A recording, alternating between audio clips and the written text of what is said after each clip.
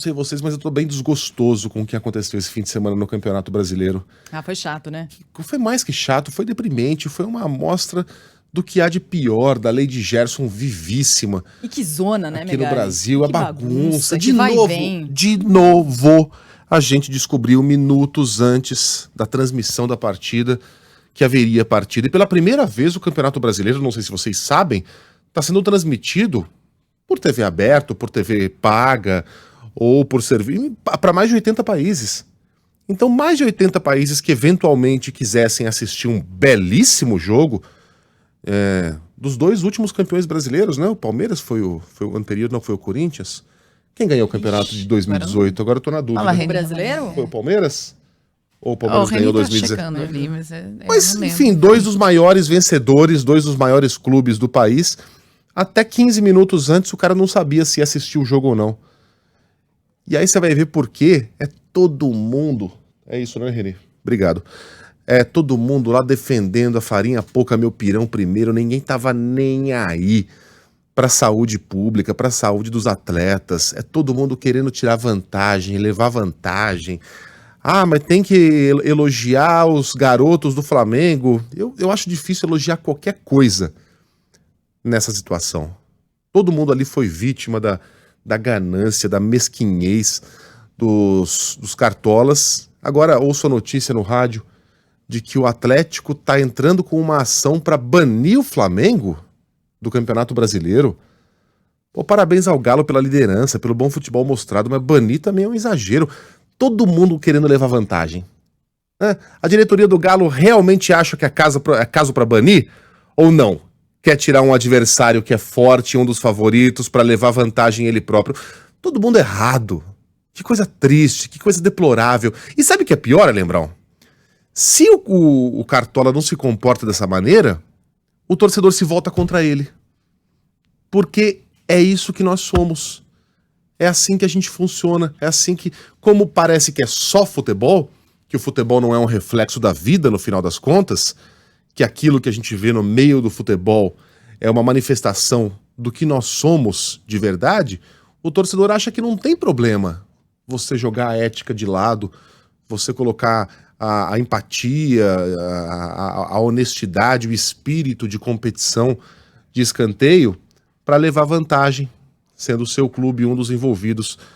Ora, cito aqui o exemplo clássico do zagueiro do São Paulo, Rodrigo Caio, que ao sofrer uma falta que não existiu do Jô, atacante do Corinthians, o Jô levou amarelo, ficaria de fora da partida seguinte, era um mata-mata de ida e volta, foi lá, avisou o árbitro que não tinha sido falta, que tinha sido ele mesmo que tocou no goleiro do São Paulo acidentalmente, era o Sidão na época, e aí o cartão amarelo foi retirado, o Jô não só jogou, como fez o gol da vitória do Corinthians na outra partida. E aquilo que foi um gesto que, ok, no final das contas acabou trazendo, não uma desvantagem, mas permitindo que acontecesse o que era para acontecer mesmo. Uma partida entre duas equipes, eliminou uma vantagem desonesta que o time teria na segunda partida e no decorrer da primeira partida, passou a ser execrado pela torcida. A relação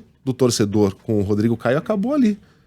Negócio lamentável. Então, no fim das contas, os cartolas, eles não são malvados porque eles são cartolas. Eles são daquele jeito porque eles são nós, que acabaram se tornando cartolas. É muito triste, é muito lamentável, é difícil falar de futebol num cenário tão deprimente quanto esse, Sheila. Não, tem um ouvinte aqui chamando o Brasileirão de Bagunceirão 2020, e faz muito sentido, Bagunceirão 2020. E tem uma ouvinte nossa, assim como outras ouvintes também, a Solange é uma delas, mas a Fabiana também escreveu um pouco mais cedo, e a Sônia falando, gente, mas me conta o que aconteceu no Aconteceu futebol. o seguinte, o Flamengo teve 16 de seus jogadores diagnosticados com Covid. E aí o que fez o Flamengo? Pediu à CBF para que a partida fosse suspensa, fosse adiada. Era um jogo contra o Palmeiras que aconteceu ontem. E se esse pedido fosse feito por qualquer time,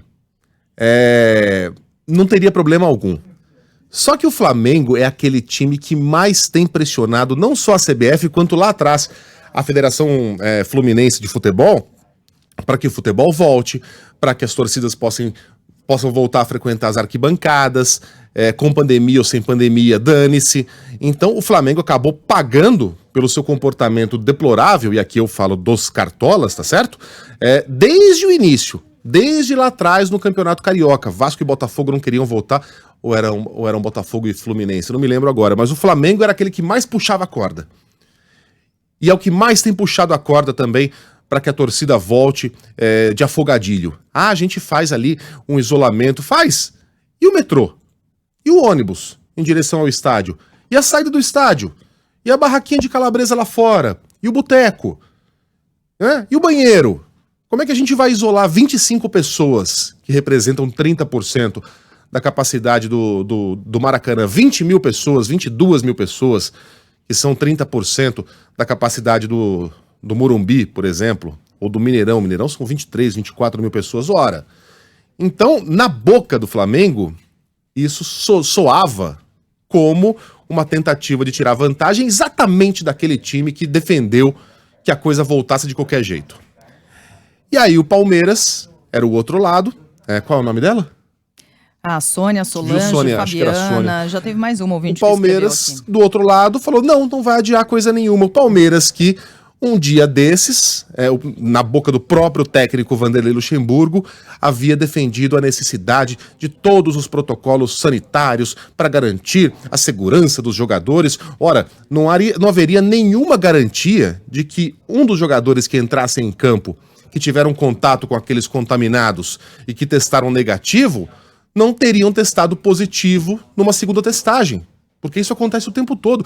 Então o Palmeiras, no final das contas, também não estava nada preocupado com os jogadores, estava mais gostando da situação de enfrentar o Flamengo com a molecada, com os reservas, com os segundos reservas. Caiu do cavalo também. Não conseguiu ganhar o jogo nem assim. Todo mundo lá querendo puxar o fogo pro próprio pirão. Um negócio lamentável, triste, mas a cara do que somos nós. A minha intenção não era falar tanto, não.